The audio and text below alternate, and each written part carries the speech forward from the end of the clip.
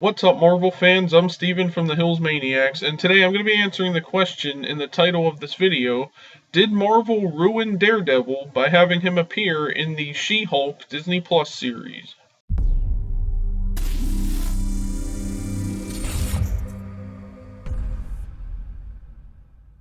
So I think to answer that question, it all comes down to what everyone's expectations were of how Marvel would bring Daredevil into the MCU.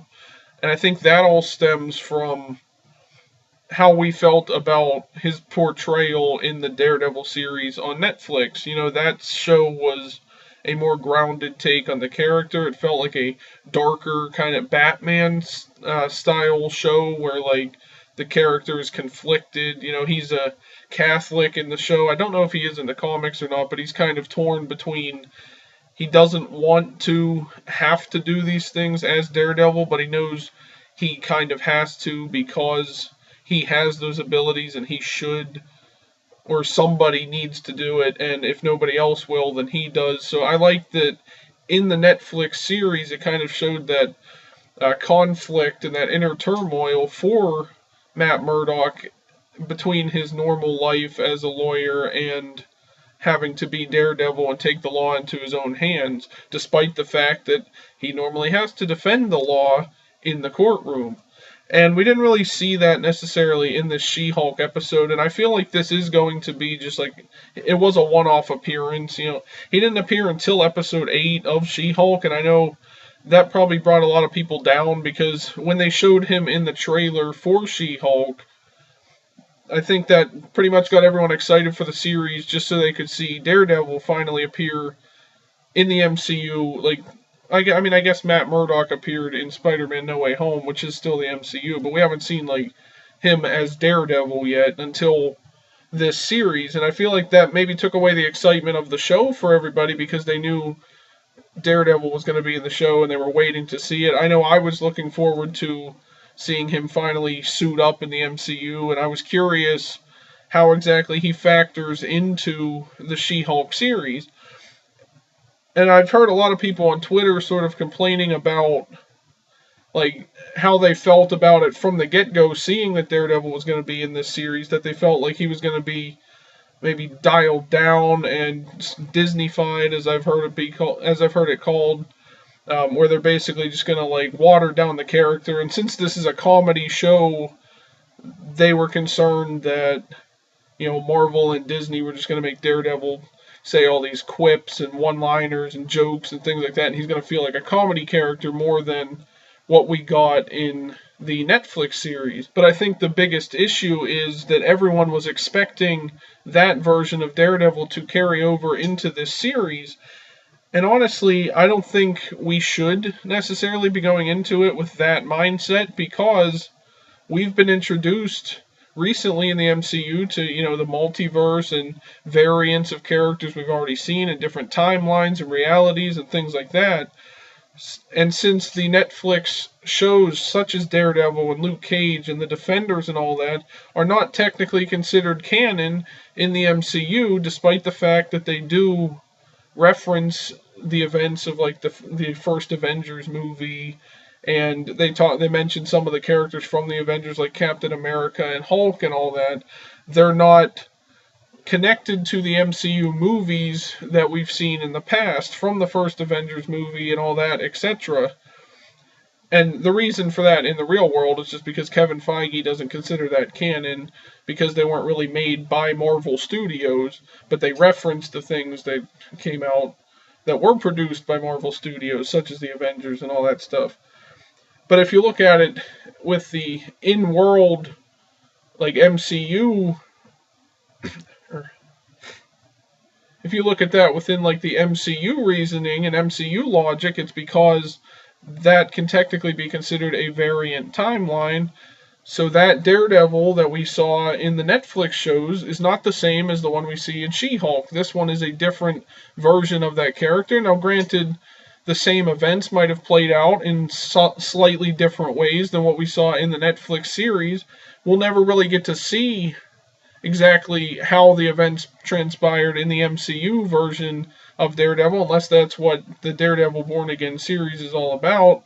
it's like a new take on the character.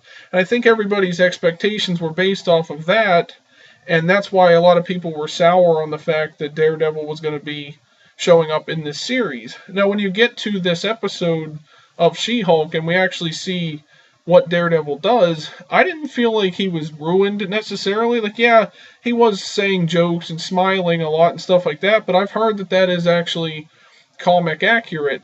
And it didn't feel like it was just thrown in there like, let's just make a complete joke of this character so that everybody can have a laugh or everybody can get mad at us. Like, I don't think Marvel would do that on purpose. Take this beloved character that we all have seen from, if you've seen the Netflix show, you know how good that show was and how good the character was portrayed. I don't think Marvel would purposely ruin that just to make it their own version of it, since it is still a Marvel character that was eventually going to be part of the MCU and technically was before they considered it not canon. In the same way that, like, the characters from Agents of S.H.I.E.L.D. and everything is not considered canon, despite the fact that it directly ties into the events that happened in the movies. And that could and you could also argue that that takes place in a different parallel timeline that's very similar to this one, but that's a video for another day. But to the question of if Daredevil was ruined in this, I don't think he was.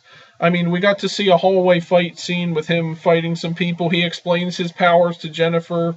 He didn't explain how he got, the ability to hear everything, but she asked him if he's blind. She finds out that Matt Murdock is Daredevil because they actually stand across from each other in the courtroom at one point in this episode. And I kind of liked seeing that as well, where it's like you get to still see him as the lawyer in the MCU, but then he's also Daredevil. And she found out his identity, and she asked him if he was really blind, and he explained that he basically has this super hearing and super smell, like all his other abilities, or all his other functions still work at a heightened level, and that's how he's able to hear people's heartbeats and things like that. Of course, she didn't believe him, but it did fit in with how we see him get his powers in the Netflix series and everything else. He doesn't really reference any of the other characters like Karen Page or Foggy or anybody, but he does explain that he was from New York. He has his own law practice in New York, and they're more of a small, they do pro bono work, as he explained, but he doesn't really mention Foggy or anything, so I'm kind of concerned about that. But I think this was a nice, tie-in to what we're going to see Daredevil doing later on in the MCU. Like, he's got his own series coming up, Daredevil Born Again. I think that comes out in 2023 or 2024 or something like that. It's going to be an 18-episode series, so I'm looking forward to that as well. And I think this was a nice jumping-off point to that, because he explains why he was in California, because She-Hulk takes place in California, and I'm glad they didn't just, throw him in there and be like, oh, he's from Hell's Kitchen, California, or completely rewrite the character and say he's from California all this time. They at least made sense of why he was there. It's because he was getting a suit, his new suit from Luke Jacobson, his new yellow and red suit, which is a contrast to his all-red suit, or even just his black, hooded suit, kind of, that we saw in the Daredevil Netflix show. So I kind of like that they tied it into that, and we're going to see him in this suit going forward, I would imagine. And I like that they used that to be the reasoning behind that. And him showing up in this episode was more of a convenience, because he was there in California anyways to get his suit. And then he ended up having to represent Luke Jacobson in court against Jennifer Walters, who was representing another character who bought a super suit, the Frogman or whatever his name was. His suit malfunctioned, and he bought that from Luke Jacobson, so he was trying to sue him for that. So I like that was the convenience of Matt Murdock being there, and then he dresses up as Daredevil to help She-Hulk take down some bad guys in this, and the reason he's there is convenient, and it wasn't just like, let's just throw Daredevil in here just to give the fans somebody to want to see in this series, because they did that at the beginning with Hulk and having Abomination and Wong and everybody showing up. This at least felt like there's a good reason why he's here, and it made sense. And now going forward, we're going to see him in this red and yellow suit that he has in future projects. Like, he'll be showing up in Echo as well as his own series. I don't know when exactly those take place in the timeline, whether it's before or after She-Hulk, but if those take place after She-Hulk, then that at least gave a good reason why he was here to get a new suit, because as of right now, Luke Jacobson is the only one we've heard of in the MCU that's actually building these superhero suits for these different heroes that are now coming out of the woodwork, or even maybe some villains we haven't seen yet. He builds these super powered suits along with just like normal suits and stuff. But I think Marvel's portrayal of him in this episode of She-Hulk, I didn't feel like it was too dumbed down or too much of a comedy character. I think it was just all, like I said, all depended on the expectations that we had going into this. Like, oh, they butchered him because this is what we were expecting from the Netflix series, and that's not the case. This is a whole new character, a whole new Matt Murdock, a whole new Daredevil, and hopefully we'll get some kind of MCU origin for this character that won't necessarily take away from what we saw in the Netflix series, although I think they maybe should do that, because establish him as their own creation in the MCU, I don't think would hurt it at all. You can still go back and watch the Daredevil series on Netflix, although it's on Disney Plus now, but I mean, they moved it from Netflix to Disney Plus, so anybody that has Disney Plus, you can always go back and remember, the good times that you had watching that series and admiring the work they did with that character. But you also can still have Daredevil in the MCU as a brand new character. And I think I think this was a good starting point for bringing the character of Daredevil into the MCU. And I wasn't really taken out of it seeing him in this series. I feel like it did feel weird that he was in a show like this. He did kind of feel out of place, but at least by the time I got done with the episode, I was no longer wondering why he's here, how he factors into this, because it was just meant to be a one-off sort of cameo episode. He was in the whole episode, so I don't know if it can be considered a cameo or not, but it didn't necessarily ruin things for me, and I'm looking forward to seeing what else they do with Daredevil in the future, and what other heroes he might end up teaming up with in later projects going forward. But let me know what you guys thought of Daredevil's appearance in She-Hulk Episode 8.